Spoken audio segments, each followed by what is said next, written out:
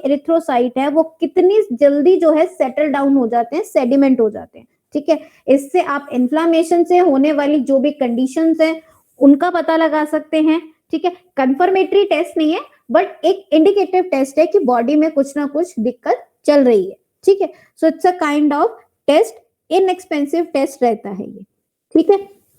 जैसे कुछ कंडीशंस में ये इंक्रीज हो जाता है, कुछ कंडीशंस में ये डिक्रीज हो जाता है, ठीक है। Yes ma'am. बाकी जब आप प्रैक्टिकली समझोगे तो आपको ज्यादा अच्छे से समझ आएगा ये क्या कहना चाहता है। अभी के लिए इतना याद करो, ठीक है। कवर हो जाएगा, आप उसकी परेशानी मत लो। जो चीज मैंने बोली है जहां कवर होगी वो आपको वहां कवर होके मिल जाएगी, छूटेगा नहीं कोई चीज, ठीक है। Next part we have your blood indices, ठीक है। ब्लड इंडिसेस एक तरह के ऐसे पैरामीटर होते हैं जिसमें आप ब्लड के डिफरेंट डिफरेंट लेवल्स को मॉनिटर करते हैं। Starting with the first mean corpuscular volume also known as MCV। इसमें क्या है कि आपका जो एक आरबीसी है, ठीक है, सिंगल आरबीसी है, उसका एवरेज वॉल्यूम कितना है वो हम कहां से कैलकुलेट करते हैं, मीन कॉप्सुलर वॉल्यूम से कैलकुलेट करते हैं। मीन कॉप्सुलर वैल्यू जो है नॉर्मल वैल्यू रहती है 90, लेकिन अगर आप इसकी रेंज बात करें तो 78 से 90 की रेंज रहती है इसकी, ठीक है। और इस पे बेसिकली क्या फैक्टर्स इंपॉर्टेंट रहते हैं कि आपका आरबीसी का साइज ज्यादा बड़ा है या छोटा है। अगर साइज बड़ा हो जाएगा उसको हम कहते हैं मैक्रोसाइट। कल हमने पढ़ा भी था, एक माइक्रोसिटिक एनीमिया होता है, एक मैक्रोसाइट होते हैं। मैक्रोसाइट कंडीशन में आपके जो दो तरह के अनीमिया होते हैं, पर्नीशियस अनीमिया और मेगेलोब्लास्टिक अनीमिया। पर्नीशियस अनीमिया वहां होता है जहां विटामिन B12 की कमी होती है, विटामिन B12 एब्जॉर्ब नहीं होता। कौन सा ऐसा फैक्टर है जो विटामिन B12 को एब्जॉर्ब करने में हेल्प करता है? Intrinsic factor. Intrinsic factor.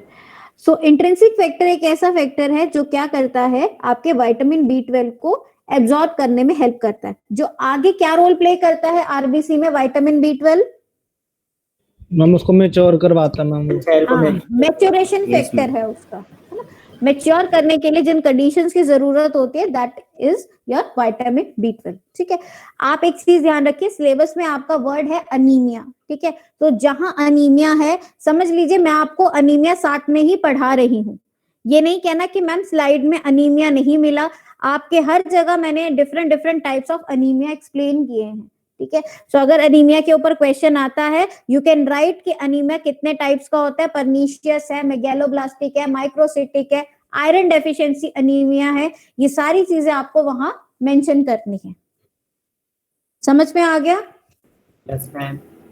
Yes ma'am. If it is microcytic, microcytic मतलब साइज कम हो गया है। अगर आरबीसी का साइज कम हो गया है the condition is known as microcytic anaemia. अब उस वजह से जो HB है वो कम हो जाएगा और पेशेंट अनीमिक हो जाएगा, ठीक है। सेकंड रहता है mean corpuscular haemoglobin, that is known as MCH।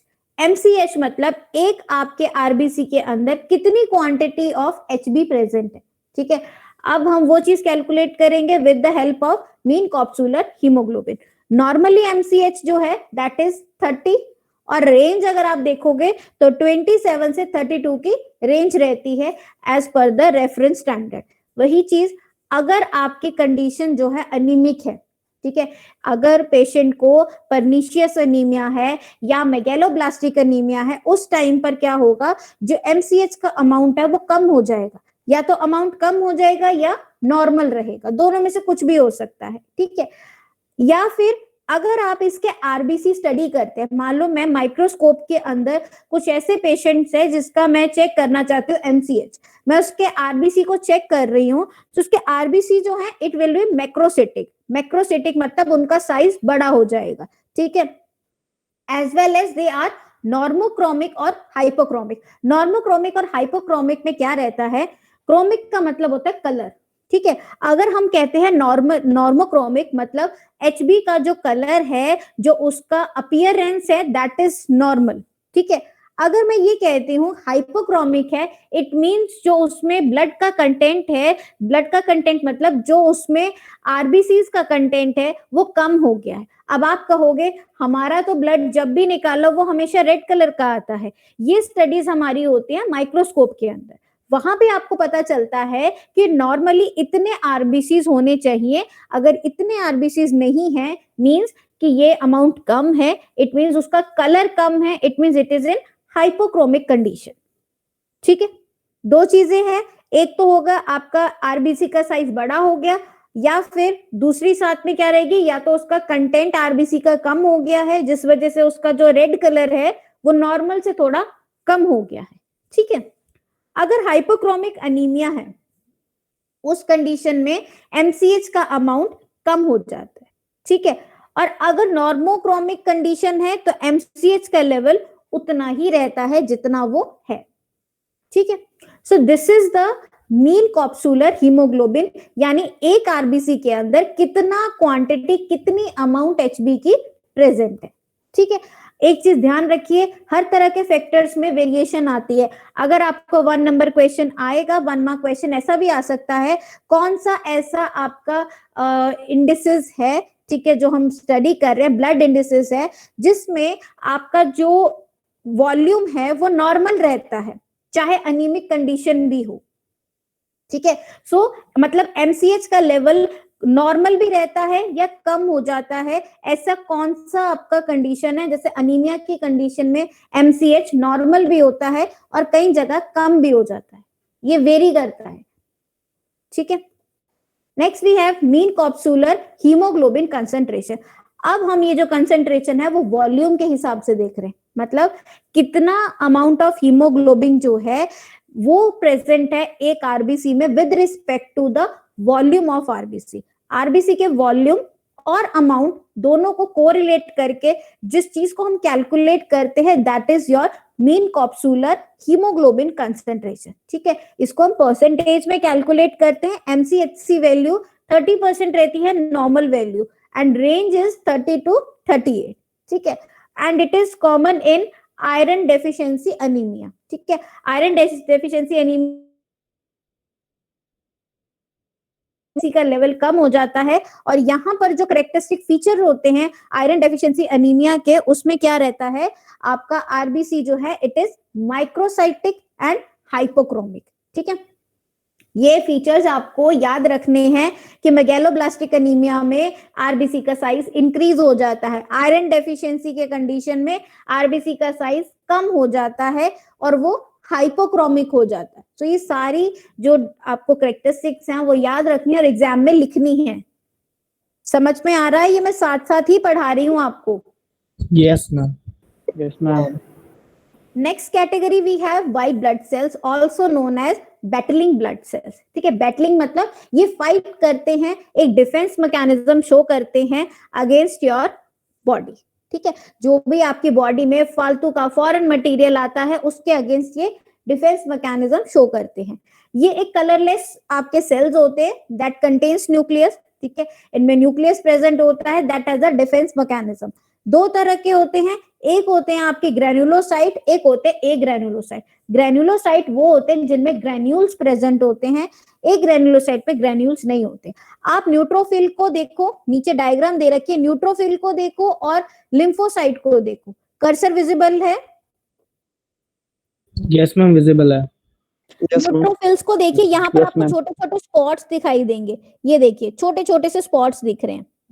These small spots are the granules। Granule होते छोटे छोटे से जो आपके दाने होते हैं ना, जैसे छोटे से दाने होंगे, ये उनको ग्रेन्यूल्स कहते हैं। ये आपके छोटे छोटे से spots, these are the granules.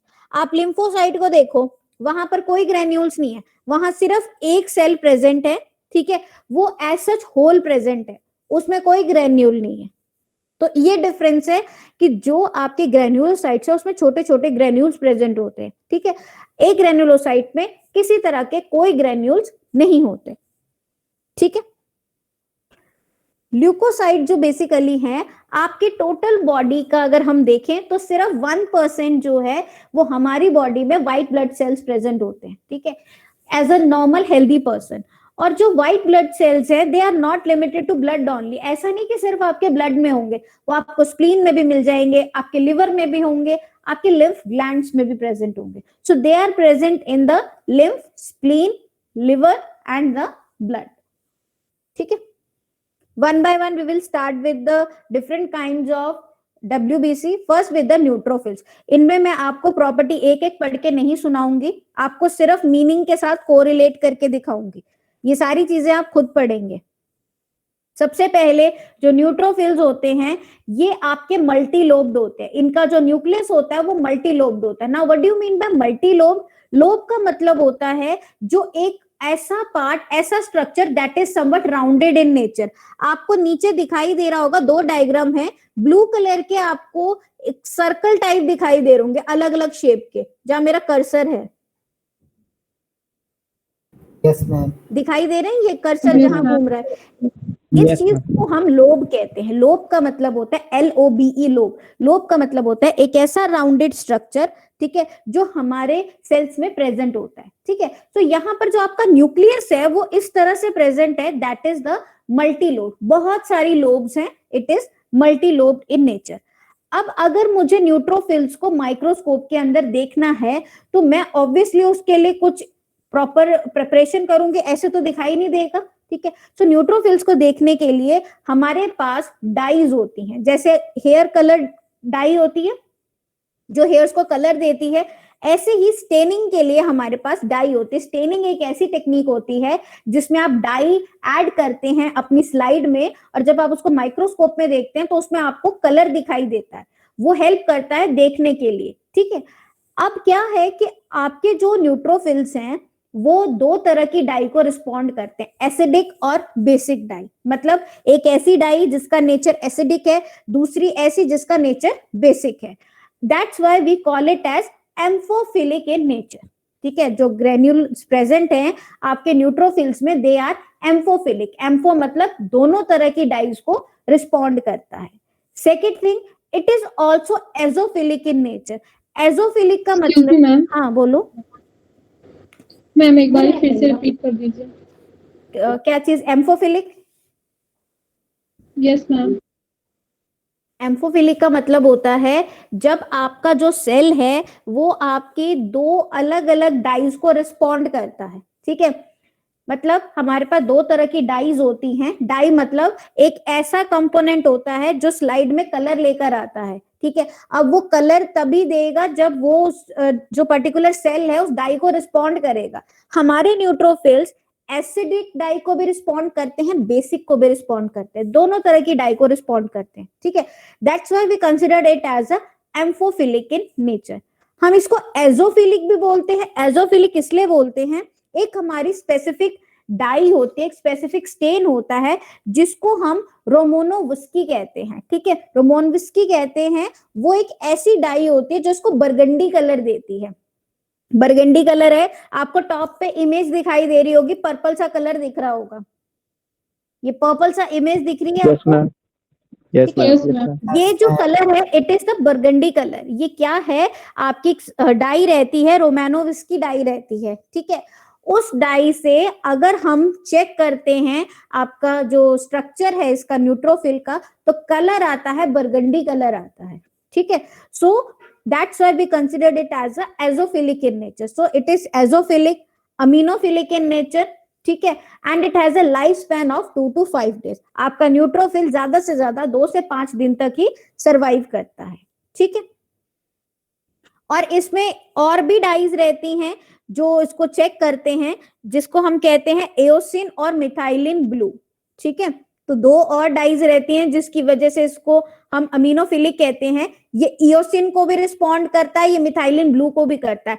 जो इओसिन है वो आपकी एसिडिक डाई है, जो मिथाइलिन ब्लू है ये आपकी बेसिक डाई है. ठीक है, तो ये दोनों को रिस्पॉन्ड करता है. Next the function.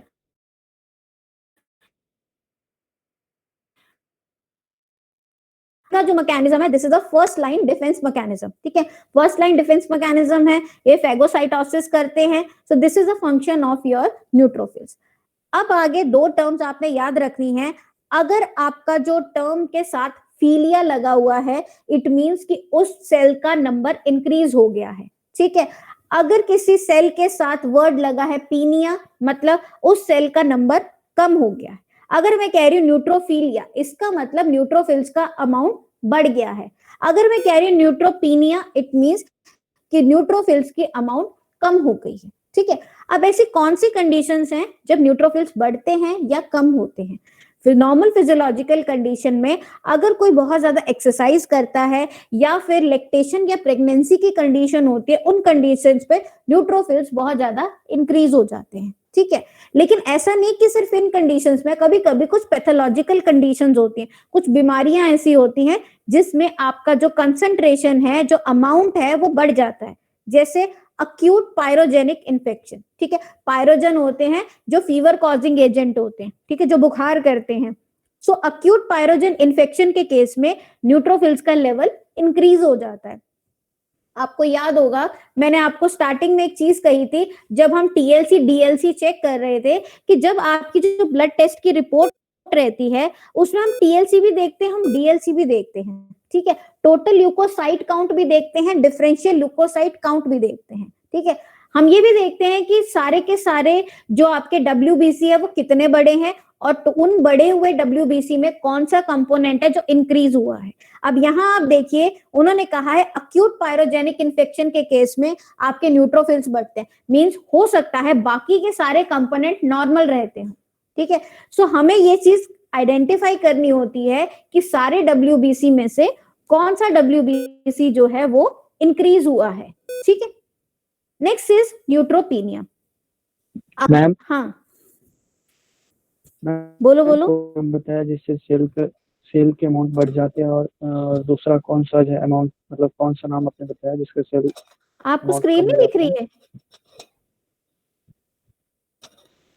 आपको मैम? स्क्रीन विजिबल नहीं है? मैम है। तो फिर इस पे लिख तो रखा है मैम अक्यूट मैं उसको पढ़ नहीं पा रहा था, इसलिए पूछ रहा हूँ। अच्छा, पढ़ नहीं पा रहे हो उसको? इसमें एक कंडीशन रहती है जो डिजीज कंडीशन होती है जिसमें न्यूट्रोफिल्स बढ़ते हैं, उसको कहते हैं acute pyrogenic infection. Okay okay ma'am. ठीक है। और फिजियोलॉजिकल कंडीशन रहती है अगर कोई बहुत ज्यादा एक्सरसाइज करता है, या कोई प्रेग्नेंट विमेन है, या लैक्टेटिंग मदर्स हैं, उन कंडीशंस में भी न्यूट्रोफिल्स का लेवल बहुत ज्यादा इंक्रीज हो जाता है, ठीक है। Then we have neutropenia. Neutropenia की कंडीशन में क्या रहता है, अगर बोन मैरो डिप्रेशन हो जाए, बोन मैरो डिप्रेशन मतलब बोन मैरो अच्छे से काम नहीं कर रहा है, वो ज्यादा से ज्यादा सेल प्रोड्यूस नहीं कर पा रहा है। अगर बोन मैरो सेल ही नहीं प्रोड्यूस करेगा, डब्ल्यूबीसी प्रोड्यूस ही नहीं होंगे, ऑब्वियसली न्यूट्रोफिल्स का लेवल कम हो जाएगा। So the neutrophils become decrease in concentration with respect to bone marrow depression. और कुछ ऐसी इन्फेक्शियस डिजीज होते हैं जैसे टाइफाइड है, वायरल फीवर है, उन कंडीशंस में भी क्या होता है, न्यूट्रोफिल्स का लेवल जो है वो कम हो जाता है, ठीक है। सो ये जो आपके लेवल्स रहते हैं वो ऑल्टर करते हैं with respect to some disease concentration, ठीक है, डिजीज के विद रिस्पेक्ट और फिजियोलॉजिकल कंडीशंस में। देन वी हैव, हाँ जी sorry to interrupt, but ma'am जैसे आपने बताया न्यूक्रोपीनिया में जो वो अमाउंट होता है, नंबर होता है, वो डिक्रीज कर जाता है। बट मैम ये भी तो एक फैक्ट है कि जब हमारी बॉडी में कोई पैथोजन होता है या फिर कोई डिसीज आता है, तो जो ये डब्ल्यूबीसी की आर्मी होती है, they replicate and they increase in number so that they can fight back. But लेकिन यहाँ पे आपने बताया वायरल इन्फेक्शन आने की वजह से डिक्रीज हो रहा है, तो मैम फाइट कैसे करेगा फिर वो? आप एक चीज देखिए, डब्ल्यूबीसीज का अमाउंट बढ़ता जरूर है, लेकिन जब वायरस का अमाउंट ज्यादा हो जाता है वो इन सबको इन्वेड कर देता है। आप खुद सोचिए, जब हमारे पास डब्ल्यूबीसी हैं उसके बावजूद भी हमें इन्फेक्शन क्यों होता है? हमें इन्फेक्शन फिर भी हो जाता है ना, वो वायरल स्ट्रांग हो जाता इन्फेक्शन। है मैम, उसके कंपैरिजन में इतना स्ट्रांग नहीं हो पाता हाँ, वो। वो मल्टीप्लाई हो जाते हैं, वायरस जो है बहुत फास्टली रेप्लिकेट और मल्टीप्लाई होते हैं, और जो हमारे डब्ल्यूबीसीज होते हैं that are not in that much number, और जितने होते हैं वो वायरस उनको इन्वेड करना स्टार्ट कर देते हैं, डैमेज करना स्टार्ट कर देते हैं। जैसे वो डैमेज होगा उनका नंबर कम होना स्टार्ट हो जाएगा, नंबर कम होगा तो ऑब्वियसली वो डिफेंस इफेक्ट नहीं दे पाएंगे। ये डिपेंड करता है एंटीजन की कंसंट्रेशन पे। एंटीजन होता है जो बाहर से कोई भी ऐसा मटेरियल, फॉरेन मटेरियल जो बॉडी में आके कोई चेंज करता है, जब वो आपकी बॉडी में एंटर करता है तो बॉडी डिफेंस मैकेनिज्म शो करती है। अगर वो थोड़ा अमाउंट है, अगर वो अमाउंट ज्यादा है, देखिए इन्फेक्शन के लिए भी, किसी भी माइक्रो ऑर्गेनिज्म को इन्फेक्शन कॉज करने के लिए कुछ अमाउंट चाहिए होता है, कुछ अमाउंट ऑफ माइक्रो ऑर्गेनिज्म जब आपकी बॉडी में जाएंगे तभी आपको इन्फेक्शन होगा, क्योंकि वो आपके डिफेंस मैकेनिज्म को क्रॉस कर जाएगी लिमिट। ऐसे हम लोगों को हर टाइम तो हमें बीमार नहीं होते, लेकिन ऐसा नहीं कि हर टाइम एनवायरनमेंट पे वो चीज प्रेजेंट नहीं होती। एनवायरनमेंट पे हर तरह का माइक्रो ऑर्गेनिज्म है, लेकिन उतनी कंसेंट्रेशन में हमारी बॉडी में नहीं है कि हमें किसी तरह से वो हार्म कर पाए। थोड़ा बहुत है जिसको WBC खत्म कर देते हैं। मैम फिर उनका जो दोबारा मतलब जो नंबर बढ़ता है मैम, वो मेडिसिन के थ्रू और ड्रग्स के थ्रू ही तो बढ़ता है? नहीं, नंबर मेडिसिन से नहीं बढ़ता है। मेडिसिन का काम होता है उस चीज को खत्म करना जो आपको अफेक्ट कर रही है। मेडिसिन काम करेगी आपके वायरस के ऊपर। आप एंटीवायरल लोगे तो वो वायरस को खत्म करेगी, वो आपके उसको बढ़ा नहीं रही है, वो इनडायरेक्टली काम कर रही है। ठीक है। Next we have eosinophils. ठीक है, this is again another type of WBC। ठीक है, इसिनोफिल्स जो हैं ये बेसिकली बाइलोब्ड होते हैं। इनका न्यूक्लियस बाइलोब्ड, आप नीचे डायग्राम देख सकते हैं, ब्लू कलर के आपको दो चीज दिखाई दे रहे होंगे, लोब्स दिखाई दे रहे होंगे, दीज आर द लोब्स। ठीक है, यहाँ पर दो लोब हैं इसलिए हम इसको बाइलोब्ड कह रहे हैं। ठीक है, सो इसका न्यूक्लियस क्या है, बाइलोब न्यूक्लियस है।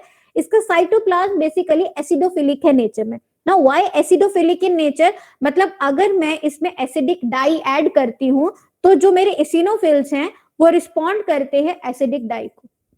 That's why it is known as acidophilic. आप नीचे नाम देख सकते हैं, यहाँ हम इयोसिन स्टेन यूज करते हैं, इयोसिन डाई यूज करते हैं, जिसकी हेल्प से आपको एक ब्राइट रेड कलर दिखाई देता है। टॉप में देखिए, आपको माइक्रोस्कोप के अंदर बिल्कुल ऐसी अपीयरेंस दिखाई देगी। दिखाई दे रहा है सबको टॉप में ये डायग्राम दिखाई दे रहा है? Yes ma'am. Yes ma'am. ये चीज क्या है, आपकी ब्राइट रेड कलर देगा जैसे मैं उसमें इयोसिन डाई डालूंगी, because eosin is acidic dye. जैसे ही वो एसिडिक डाई उसमें ऐड होगी वैसे ही वो उसको रिस्पॉन्ड करेगा। ठीक है, लेकिन इसमें जो मटेरियल होता है, ग्रैन्यूल्स होते हैं, वो कोर्स मटेरियल होता है, खुरदरे होते हैं। ठीक है, आपको दिखाई भी दे रहे होंगे कि उनके साइज थोड़े बड़े बड़े होते हैं। ठीक है, कोर्स मटेरियल होता है वो। ठीक है, इसके अलावा यहाँ पर कुछ आपके एंजाइम प्रेजेंट होते हैं। ठीक है, हिस्टामिनेज प्रेजेंट होता है। ठीक है, और कुछ हमारे इसिनोफिल पेरोक्सीडेज एंजाइम होते हैं जो हिस्टामिन को रिलीज करते हैं। इसिनोफिल ज्यादा से ज्यादा आपके 7 to 12 डेज तक सरवाइव करते हैं। ठीक है, फंक्शंस इनके क्या रहते हैं, ये जो है एलर्जिक जो रिएक्शन है उसको लिमिट करते हैं। ठीक है, इट मींस अगर कभी एलर्जी की कंडीशन होगी तो इसिनोफिल्स का लेवल बढ़ जाता है। आप देखिए, अगर कोई लेवल बढ़ेगा तभी दूसरे को कम करेगा। मतलब अगर किसी की बॉडी में एलर्जिक रिएक्शन है, इसिनोफिल्स रिलीज होंगे, उस एलर्जी को कम करने की कोशिश करेंगे। इट मींस कि अगर कोई पर्सन कह रहा है उसको एलर्जी है, दैट मीन्स हम उसके इसिनोफिल्स लेवल चेक करेंगे। जनरली ब्रोंकियल अस्थमा के केस में या हे फीवर के केस में, हे फीवर को हम रिनाइटस भी कहते हैं। ठीक है, आइटस का मतलब इन्फ्लामेशन होता है। ठीक है, तो नोज में जो इन्फ्लामेशन होनी स्टार्ट हो जाती है वहां पर हम उसे रिनाइटस टर्म दे देते हैं, उसको हे फीवर भी कहते हैं। और आपका ये क्या करता है, फेगोसाइटोसिस करता है, हर तरह का WBC करता है। ठीक है, सबका काम डिफेंस के लिए है, तो वो क्या करते हैं, फेगोसाइटोसिस करते ही करते हैं। Next we have eosinophilia and eosinopenia. मैंने आपको बताया जिस भी किसी सेल के साथ फिलिया वर्ड लग जाए इट मींस उसका लेवल इंक्रीज हो गया। अब जब एलर्जी कंडीशन है या पैरासाइट है बॉडी में तो इसिनोफिल का लेवल बहुत ज्यादा इंक्रीज हो जाता है। ठीक है, एक इंडिकेटिव की तरह काम करता है, एक पैरामीटर की तरह काम करता है, जिससे हमें पता चलता है बॉडी में एलर्जी है। ठीक है, इसिनोपिनिया की कंडीशन में क्या होता है, पीनिया मतलब कम हो जाना। कुछ ऐसी मेडिकेशंस होती हैं, फॉर एग्जांपल कॉर्टिकोस्टेरॉइड। ठीक है, ये स्टेरॉइड्स होते हैं, आपने नाम तो सुने ही होंगे, स्टेरॉइड्स होते हैं। ठीक है, स्टेरॉइड्स एक ऐसी मेडिकेशन होते हैं जो कि इन्फ्लामेशन को कम करता है, स्वेलिंग को कम करता है। ठीक है, उन कंडीशंस में स्टेरॉइड्स दिया जाता है। ठीक है, तो कॉर्टिकोस्टेरॉइड जो स्पेसिफिकली है वो क्या करता है, इसिनोपिनिया करता है, इसिनोफिल्स के लेवल को बिल्कुल कम कर देता है। ठीक है, next we have basophils. Basophils again it is a bilobed S shape nucleus. Bilobe आप देख सकते हैं, इसमें सिर्फ 2 लोब्स प्रेजेंट है न्यूक्लियस की। ठीक है, और ये रिस्पॉन्ड करता है मिथाइलिन ब्लू स्टेन को। Methylene blue is a kind of basic dye. ठीक है, तो ये क्या है, आपके बेसिक डाई को रिस्पॉन्ड करता है बेसोफिल्स और पर्पल कलर देता है। टॉप पे आप देखिए इमेज दे रखी है पर्पल कलर की। ठीक है, पर्पल या ब्लूइश कलर जो है इसमें ग्रेन्यूल्स में आना स्टार्ट होता है। आपको पता है आपके बेसोफिल्स में क्या क्या चीजें प्रेजेंट होती हैं?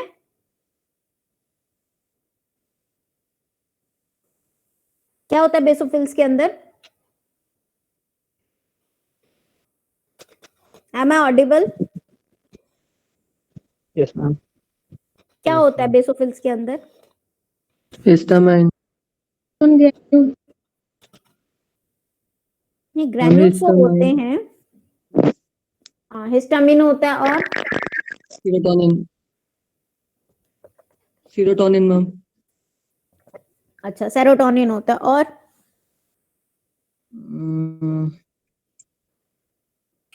हेपारिन। अच्छा, हेपारिन मैम। हेपारिन है, सेरोटोनिन है और हिस्टामिन है। यस मैम, एंटी एलर्जिक्स होते हैं। अच्छा, सेरोटोनिन कहाँ पढ़ा आपने? इसमें सेरोटोनिन होता है? ये शायद सेरोटोनिन नहीं होता, हेपेरिन और हिस्टामाइन ही होता है। इसमें हिपेरिन, हिस्टामिन, हाइयूरोनिक एसिड, प्रोटीएज और माइलोपेरोक्सीडेज एंजाइम होता है। यहाँ इतना बड़ा बड़ा लिख रखा है, कभी तो मतलब नकल मारने के लिए कभी अकल भी लगा लिया करो, हैं? सामने लिख रखा है, हिपेरिन है, हिस्टामिन है, हाइयूरोनिक एसिड है और प्रोटीएज एंजाइम प्रेजेंट है। ठीक है, ये चीजें आपके बेसोफिल्स में प्रेजेंट है। बेसोफिल्स जैसे कौन से सेल को जो है इंडिकेट करता है? बिल्कुल उसी के जैसा है ये। दूसरा ऐसा कौन सा सेल है जिसकी कंपोजिशन बिल्कुल बेसोफिल जैसी है? एसिनोफिल्स मैम, क्योंकि वो भी बायलॉग्ड होता है। मैंने कंपोजिशन की बात करी है, वहां पर हिपेरिन, हिस्टामिन है। अच्छा, सॉरी। दूसरा ऐसा कौन सा सेल है जो बिल्कुल बेसोफिल जैसा है? गूगल नहीं करना। क्या बात, तुम पढ़ते नहीं हो क्या? पूरी क्लास में 4-5 बार तो मैंने रिपीट कर लिया कि ये मास्ट सेल जैसे होते हैं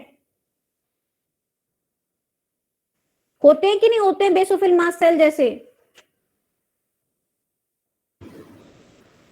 yes ma'am, यस मैम। तो फिर डिफरेंस क्या होता है? मैं उसको बेसोफिल को मास्ट सेल क्यों नहीं बोल देती फिर? एक जैसे होते हैं तो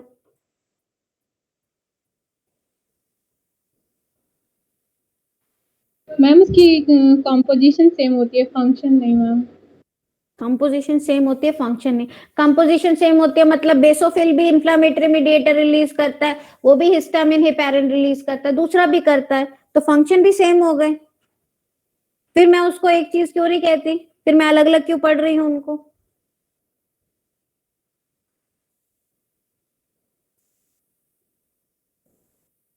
इतनी बार समझाया है, मास्ट सेल इमेच्योर फॉर्म में होता है। ठीक है, इमेच्योर होता है जब वो बोन मैरो से रिलीज होता है और हमारे ब्लड स्ट्रीम में आता है, it is in immature form. और आपका बेसोफिल जो होता है that is in mature form. ठीक है, दोनों में ये डिफरेंस है।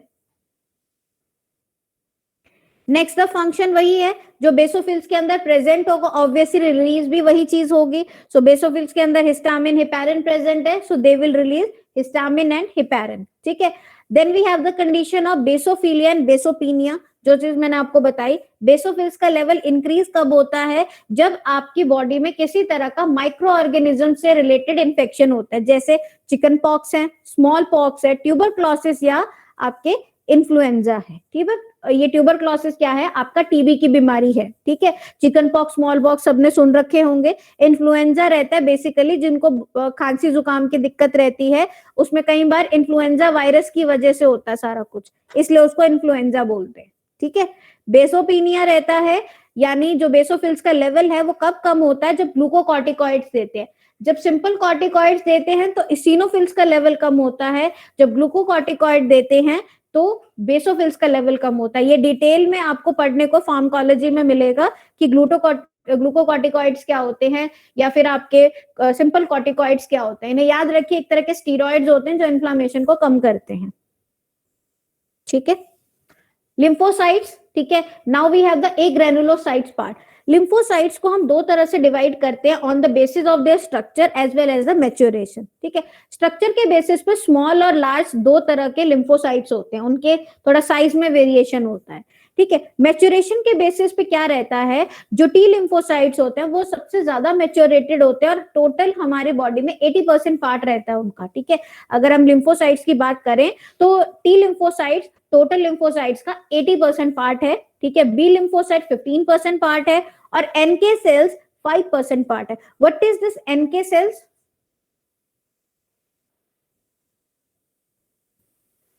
एनके सेल्स नेचुरल किलर हाँ, cells. Natural killer cells. NK cells are the natural killer cells जो हमारी बॉडी में एज सच प्रेजेंट होते हैं, जिनका काम ये होता है कोई फॉरेन बॉडी आए तो उसको फटाफट खत्म कर देना है, ठीक है। फिर अगर हम टी सेल्स की बात करें तो हमारे पास दो तरह के टी सेल्स होते हैं, CD4 और CD8। किसी ने सुना है what is CD4 CD8? No ma'am, नहीं सुना। ओके, CD4 और CD8 ये बहुत इंपॉर्टेंट सेल्स होते हैं जो हमारे इम्यून सिस्टम में होते हैं, ठीक है। आपको पता है टी सेल्स बी सेल्स का ज्यादातर रोल हमारे कहाँ रहता है, इम्यून सिस्टम में। सो टी सेल्स और जो आपके रहते हैं वो CD4 और CD8 सेल्स रिलीज करते हैं। CD का मतलब होता है क्लस्टर ऑफ डिफरेंशिएशन, ठीक है। क्लस्टर ऑफ डिफरेंशिएशन 4 और क्लस्टर ऑफ डिफरेंशिएशन 8 में ये डिफरेंस है, जो CD4 सेल्स होते हैं वो इन्फेक्शन के अगेंस्ट फाइट करते हैं। मतलब कि अगर आपकी बॉडी में किसी तरह से कोई भी इन्फेक्शन आता है तो ये सेल्स जो हैं उस इन्फेक्शन के अगेंस्ट फाइट करते हैं, ठीक है। इन्फेक्शन के अगेंस्ट फाइट करते हैं मतलब ये ऐसे मीडिएटर रिलीज करते हैं जिससे बॉडी को समझ में आता है कि बॉडी में कोई फॉरेन मटेरियल आ गया है, जिसको हम इन्फ्लामेशन कहते हैं। लेकिन CD8 सेल जो होते हैं वो साइटोटॉक्सिक होते हैं। साइटोटॉक्सिक मतलब सेल किलिंग होते हैं। These are the killer cell. इन्होंने कुछ नहीं देखना, कोई इन्फ्लामेशन, कोई मीडिएटर, कुछ नहीं देखना, सिर्फ ये डायरेक्टली क्या करेंगे, उस फॉरेन मटेरियल को फटाफट खत्म कर देंगे। So these are cytotoxic cell. अब वो फॉरेन मटेरियल को भी खत्म कर सकते हैं, कभी कभी अपने खुद के सेल के लिए भी डेंजरस हो जाते हैं, ठीक है। So CD8 cells are a kind of killer cells, ठीक है। ये किलर सेल्स हैं। CD4 सेल्स क्या होते हैं, these are the cells that fight against the infection, ठीक है। लाइफ स्पैन इनका जो है वो 12 आवर्स से लेकर 24 आवर्स तक रहता है लिम्फोसाइट का। After that they won't survive, ठीक है।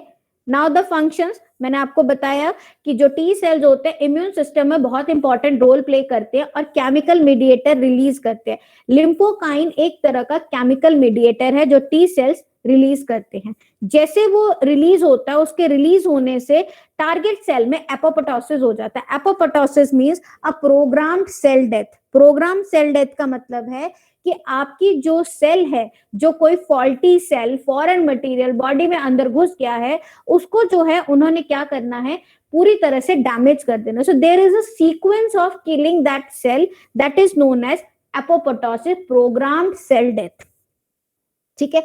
अब वो कैसे उस टारगेट सेल को खत्म करता है, वो क्या करेगा, टारगेट सेल की जो लेयर है उसमें पोर्स बनाने स्टार्ट कर देगा with the presence of perforin. Perforin एक तरह का साइटोटॉक्सिक प्रोटीन है। ऐसा साइटोटॉक्सिक प्रोटीन जो लेयर्स के बीच में पोर्स बना देता है। आपको पता है कि सेल मेम्ब्रेन किसी भी सेल के लिए बहुत इंपॉर्टेंट है ना। अगर सेल मेम्ब्रेन नहीं होगी तो सेल सरवाइव नहीं कर सकता, कोई भी सेल।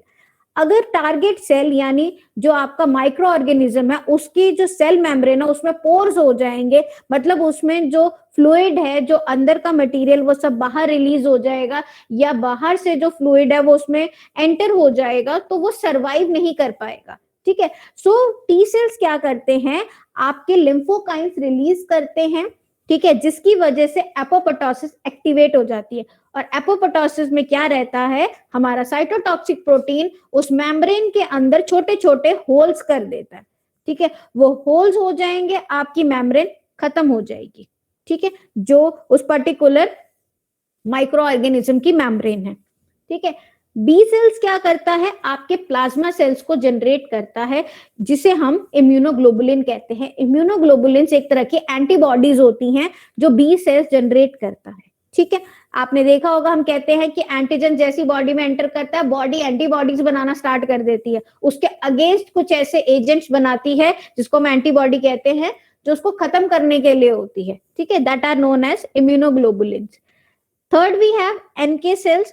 ठीक है। एनके सेल्स मतलब नेचुरल किलर सेल, जिनका सारा फोकस होता है आपके कैंसरस सेल्स और वायरस के ऊपर, ठीक है। कैंसर सेल और वायरस सेल्स के ऊपर इनका सबसे ज्यादा फोकस रहता है, ये उन्हीं को डैमेज करता है जो आपके ट्यूमर सेल्स होते हैं, ठीक है। Then we have lymphocyte mediated immunity, cell mediated immunity and humoral immunity, ठीक है। अब मैंने आपको बताया है कि इम्यूनिटी में इन सेल्स का बहुत इंपॉर्टेंट रोल रहता है, ठीक है। सो उसी के रिगार्डिंग इन्होंने different types of immunity show कर रखी हैं। आप ये इम्यूनिटी नहीं समझ पाते हैं, नहीं याद होता है, कोई दिक्कत नहीं है, लेकिन ये सारे सेल्स के फंक्शन जरूर याद करना। टी सेल्स के क्या फंक्शंस है, बी सेल्स के क्या फंक्शंस है, एनके सेल्स के क्या फंक्शंस है, ठीक है। ये फंक्शन जरूर याद करना। Next we have monocytes, the last type, ठीक है, जो हमारे WBC की लास्ट टाइप है, that is the monocyte. Monocyte क्या है, एक किडनी शेप का है, जैसे आपका राजमा होता है बिल्कुल वैसा ही दिखाई देता है हमारा मोनोसाइट, ठीक है, किडनी शेप का है। और ये बेसिकली कैसा सेल है जिसका जो न्यूक्लियस है वो एक साइड में प्रेजेंट होता है, बाकी जो साइटोप्लाज्मा बिल्कुल क्लियर होता है। आप ऊपर डायग्राम देखिए, विजिबल है आपको कर्सर? Yes ma'am. यहाँ आपको एक सर्कल सा दिखाई दे रहा होगा, दिस स्मॉल सर्कल, ठीक है। ये जो छोटा सा सर्कल है, दिस इज योर न्यूक्लियस। बाकी सारी जगह आपको कुछ नहीं दिखाई दे रहा, बिल्कुल खाली है, ठीक है। जो इस तरह के जो मोनोसाइट्स होते हैं, इनमें न्यूक्लियस हमेशा एक साइड में पुश हो जाता है, ठीक है, they are on the one side, और बाकी सारा साइटोप्लाज्म बिल्कुल खाली रहता है, ठीक है। और इनका जो लाइफ स्पैन होता है वो ब्लड में 48 से 72 आवर्स तक रहता है, ठीक है। और जो आपके टिश्यूज होते हैं उसमें 3 मंथ्स तक होता है। ऐसा इसलिए होता है, जब मोनोसाइट हमारे ब्लड में आ जाते हैं फ्रॉम द बोन मैरो, तो 48 टू 72 आवर्स के बाद वो हमारे टिश्यूज में चले जाते हैं, ठीक है। मतलब ब्लड में सिर्फ 48 से 72 आवर्स तक रहते हैं, then they migrate to the tissues. जैसे वो टिश्यूज में माइग्रेट कर जाते हैं 3 मंथ्स तक, वहां पर वो सर्वाइव करते हैं, ठीक है। एक हमारा सिस्टम होता है रेटिकुलो एंडोथेलियल सिस्टम। ऐसा सिस्टम होता है जिसमें आपके मोनोसाइट और मैक्रोफेजेस दोनों आपस में कंबाइन करते हैं, उस सिस्टम को हम कहते हैं रेटिकुलो एंडोथेलियल सिस्टम। इसे हम लास्ट में सबसे लास्ट में थोड़ा डिटेल में पढ़ेंगे, ठीक है। Next we have the function part. अब मोनोसाइट्स है, कुछ ना कुछ तो काम करेंगे बॉडी में, ठीक है। ये भी फैगोसाइटोसिस करते हैं और कुछ केमिकल मीडिएटर रिलीज करते हैं। What is this IL TNF, क्या होता है ये? सो गए क्या क्लास में? No ma'am. पता नहीं मैम क्या होता है। जाग रहे हैं, ठीक है, लग गया पता, मुझे नहीं पता तो मतलब जाग ही रहे हैं। IL का मतलब होता है इंटरल्यूकिन, ठीक है। TNF का मतलब होता है ट्यूमर नेक्रोसिस फैक्टर। ये आपके केमिकल मीडिएटर्स होते हैं जो इन्फ्लामेशन के टाइम पे रिलीज करते हैं। मतलब जो आपको इन्फ्लामेशन दिखाई देती है, आपको अगर कोई मॉस्किटो बाइट होता है, ठीक है, आपको रेडनेस दिखाई देती है उस एरिया में, इचिंग होती है वहां पर, ठीक है, कुछ टाइम तक वो एरिया स्वेल भी हो जाता है। This is the process of inflammation, जिसमें स्वेलिंग भी होगी, रेडनेस भी होगी, इचिंग भी होगी, फ्लेयर भी होगा, ठीक है, व्हील फॉर्मेशन भी होती है। अगर आपको कोई चोट लग जाए कुछ टाइम बाद, वहां पर आपने देखा होगा ना, जिसको हम कहते हैं ना नील पड़ गया है, यहाँ पे चोट लगी थी हमें, वो ब्लूइश कलर का हो जाता है, ठीक है। तो that is known as wheel formation, ठीक है। ये सारे स्टेप जब एक साथ बाइंड हो जाते हैं, उस चीज को हम इन्फ्लामेशन कहते हैं, ठीक है। अब आपकी बॉडी को कैसे पता चला इन्फ्लामेशन है? कुछ ना कुछ एजेंट तो रिलीज होने चाहिए, तो कुछ ऐसे केमिकल एक्टिवेटर होते हैं, वो रिलीज होते हैं आपके सेल में से, जैसे हिस्टामिन हो गया, इंटरल्यूकिन्स हो गए, ट्यूमर नेक्रोसिस फैक्टर हो गया। ये उस जगह पे रिलीज हो जाते हैं जहां पर आपके कोई दिक्कत आई हो, तो आपको वो जगह रेड कलर की दिखाई देनी शुरू हो जाती है, ठीक है, या वहां पर व्हील बनना शुरू हो जाता है, स्वेलिंग होनी स्टार्ट हो जाती है। ये सारी चीजें जो हैं इन्फ्लामेशन के अंडर आती है, ठीक है। समझ में आ गया? मैम इवन हाँ, बोलो बोलो बोलो। even at that place sometimes we can feel the heat also as compared to the other part. वहां पर हल्का सा से फील होता है टेम्परेचर बढ़ गया है, इसलिए क्योंकि वहां पर ब्लड फ्लो बहुत ज्यादा इंक्रीज हो जाता है। ब्लड फ्लो इंक्रीज होने की वजह से वहां पर हीट बढ़ जाती है, ठीक है। Next we have antigen ma'am IL का प्रेजेंटिंग। फुल फॉर्म क्या होगा? Interleukin, INTER, inter, LUKIN, interleukin. Okay ma'am. ठीक है, then we have antigen presenting cells. ठीक है, एंटीजन प्रेजेंटिंग सेल्स क्या होता है? जब बॉडी में किसी तरह का कोई एंटीजन एंटर करता है, एंटीजन मैंने आपको बताया जो कि फॉरेन बॉडी होती है, ठीक है, वो बॉडी में एंटर कर गया। अब अगर उसको कोई ऐसा पाथ नहीं मिलेगा, ऐसा कोई स्टेज नहीं मिलेगा जहां वो अपने आप को प्रेजेंट कर पाए, तो वो तो जो किसी तरह का इन्फ्लेमेशन है वो शो नहीं कर पाएगा। ठीक है, तो हमारी बॉडी में कुछ ऐसे सेल्स होते हैं जो एंटीजन को प्रेजेंट करने का काम करते हैं, मतलब उसको अवेलेबल करवाते हैं फॉर इन्फ्लेमेशन। अगर वो सेल्स नहीं होंगे तो हमें पता ही नहीं चलेगा कि एंटीजन बॉडी में आ गया है और वो अपना काम शुरू कर रहा है। ठीक है, so these are the antigen presenting cell. वो एंटीजन को प्रेजेंट करते हैं, जिसके बाद बॉडी में इन्फ्लेमेटरी मीडिएटर रिलीज हो जाते हैं। ठीक है, then we have the properties of WBC. What do you mean by this diapedesis? पढ़ा है? No ma'am. No ma'am. No ma'am. Medical वालों ने भी नहीं पढ़ा? No ma'am. No ma'am. No ma'am. आधे लोग तो नींद में ही बैठे हुए हैं या बीमार हैं। Ma'am phagocytosis WBC।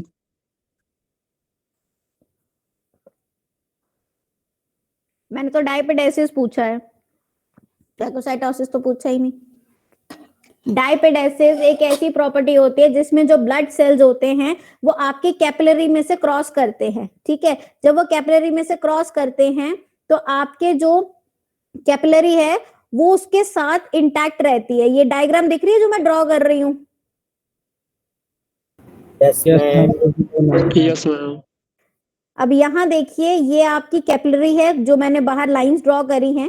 ठीक है, ये जो अंदर आपको सेल्स दिख रहे हैं, दीज आर द WBCs। ठीक है, ये WBC यहाँ से फ्लोट कर रहे हैं और WBC जो है आपकी जो वॉल है, कैपिलरीज की वॉल है, उसके साथ इंटैक्ट है। इंटैक्ट मतलब उसके कांटेक्ट में है। जैसे ही इन्फ्लेमेशन का कुछ इंपॉर्टेंट होगा, कोई एंटीजन आएगा, ये फटाफट आप अपने जो है इन्फ्लेमेटरी मीडिएटर रिलीज कर देगा। तो diapedesis is the process in which the blood cells are passing through the capillary, ठीक है, and in intact with the capillary wall. ठीक है, कैपिलरी वॉल के साथ इंटैक्ट है और कैपिलरी में से क्रॉस कर रहे हैं। That process is known as diapedesis. ठीक है, yes ma'am. Then we have amoeboid Yes, ma'am. Movement. Amoeboid movement का है, अमीबा जैसी मूवमेंट है। ठीक है, जो न्यूट्रोफिल्स हैं, मोनोसाइट्स हैं या फिर लिम्फोसाइट्स हैं, इनकी जो मूवमेंट है वो अमीबा जैसी होती है।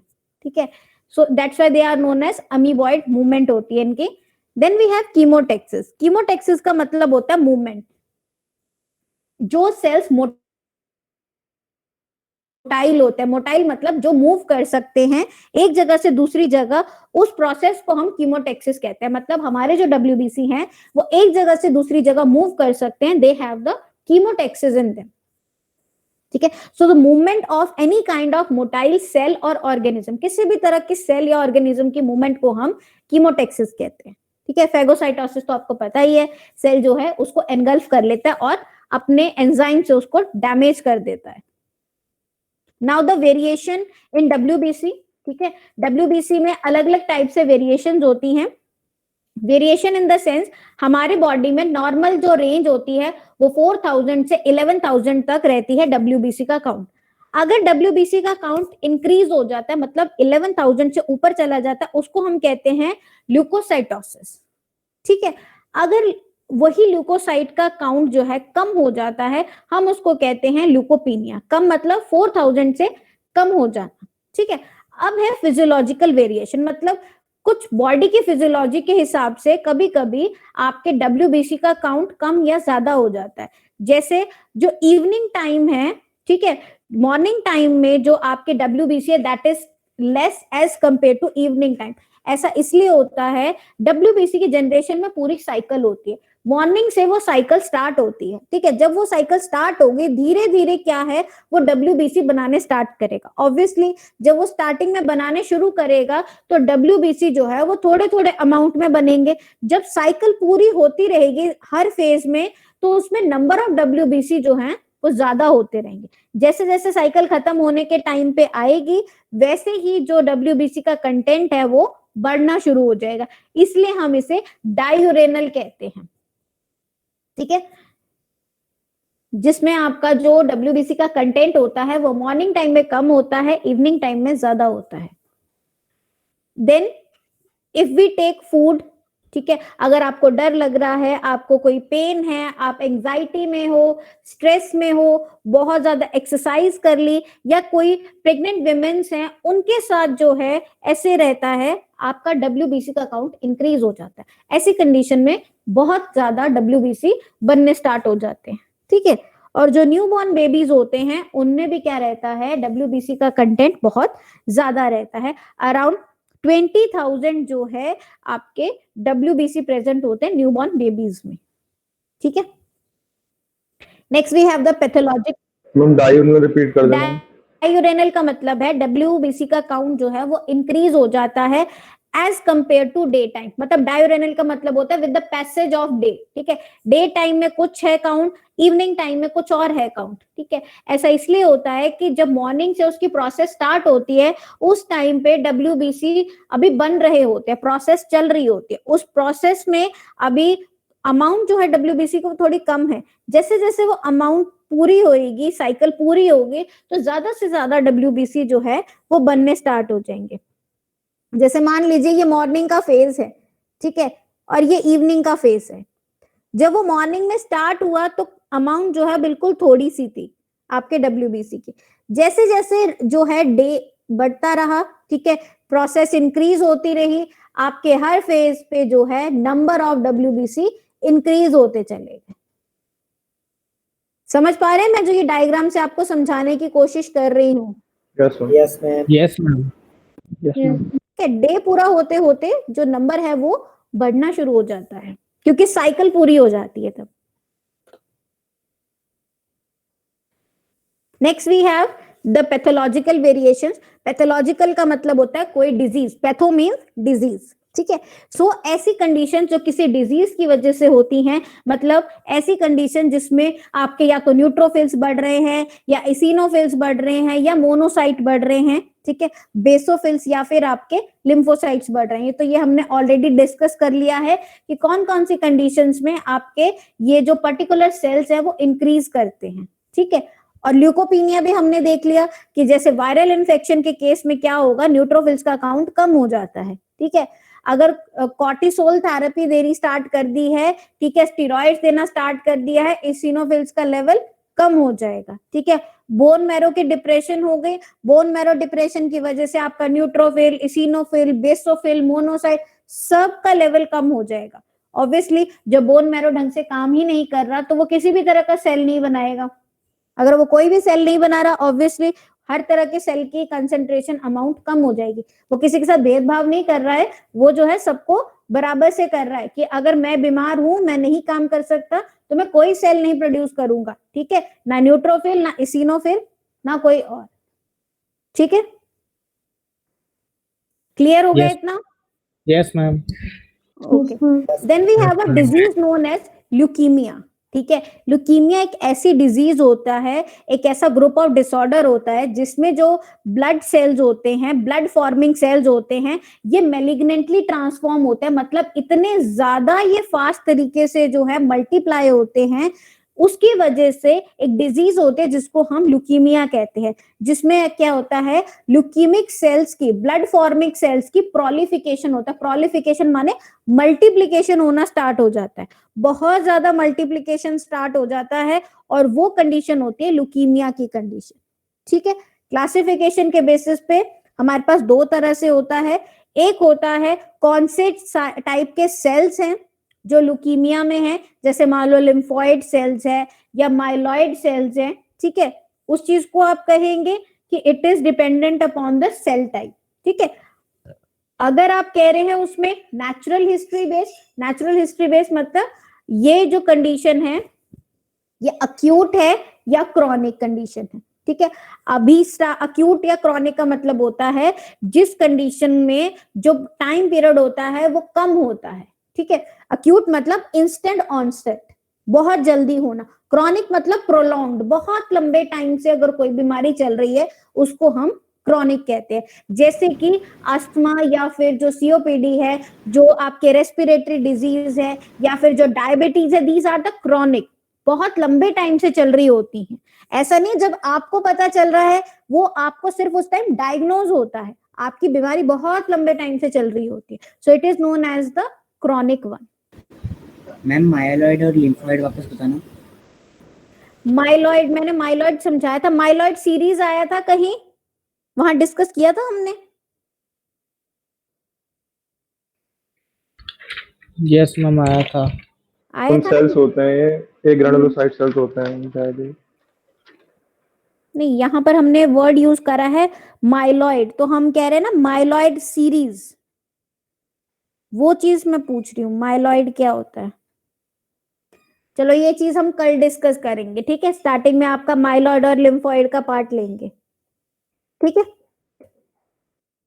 माइलॉइड सीरीज तो मैम जिसमें WBC का कलेक्शन होता है वो सीरीज है ना? जिसमें सारे के सारे WBCs आते हैं। Yes ma'am. हाँ वही। Excuse me ma'am. हाँ जी। मैम जब ब्लड टेस्ट होती है तो उसमें लाइक होता है ना फास्टिंग में लेनी है या फिर खाकर लेनी है, तो उसमें ये सब में चेंजेस आते हैं उसके नहीं बाद? नहीं नहीं, ये खाली पेट और जो आप कह रहे हो ना कि खाना खाने के बाद लेना है, ये चीज होती है जब हमको ब्लड ग्लूकोज लेवल चेक करना होता है पेशेंट का, या फिर आपको थायराइड जो होता है, जो थायराइड ग्लैंड की फंक्शनिंग देखनी होती है, जो TSH और T3 T4 का लेवल होता है, थायरॉक्सिन का जो लेवल होता है वो चेक करना होता है, तब हमें जो है एम्प्टी स्टमक जाना होता है। क्योंकि जब आप एम्प्टी स्टमक नहीं हो तो खाना खाया होता है, इन चीजों के लेवल्स में वेरिएशन आ जाती है, ठीक है। हार्मोन्स के लेवल में चेंज आ जाता है। Okay ma'am, thank you ma'am. Ma'am ये leukaemia sort of blood cancer ही होता है ना? हाँ, उसमें मल्टीपल मैलिग्नेंट, तभी तो कहा ना मैलिग्नेंट होना किसी भी सेल का Malignant मतलब और- कैंसर बन जाना उसका। मैम हमने ट्यूमर सेल्स दो टाइप के पढ़े थे, मतलब एक जो होता है कि एक ही पर्टिकुलर जगह पे रहता है, बाद में फर्दर स्प्रेड नहीं होता, रिमूव कर दें, और एक मतलब ब्लड के साथ जा सकता है। तो दूसरी कैटेगरी कौन सी थी वो? एक तो एक मैलिग्नेंट होती है मैलिग्नेंट होता है और दूसरा बताओ भाई क्या होता है? एक ऐसे सेल, क्या चीज मैम? क्वेश्चन सुना नहीं। ये कह रहे हैं कि हमारे जो ट्यूमर सेल्स होते हैं वो दो तरह के होते हैं, एक तो मैलिग्नेंट होता है, दूसरा कौन सा होता है? Benign. हाँ, बनाएंगे बेनिग। उसको हम बिनाइन कहते हैं, जो एक ही जगह रहता है, Benign। वो ऐसे पूरी बॉडी में स्प्रेड नहीं होता, किसी पर्टिकुलर ऑर्गन पे रहता है, इसलिए वो कैंसरस भी नहीं होता नेचर में, क्योंकि वो सारी जगह स्प्रेड नहीं हो रहा होता, ठीक है। मैलिग्नेंट सारी जगह घूम रहा Okay. होता है। Okay, rest we will cover by next lecture, ठीक है। आप अटेंडेंस हो गई आपकी?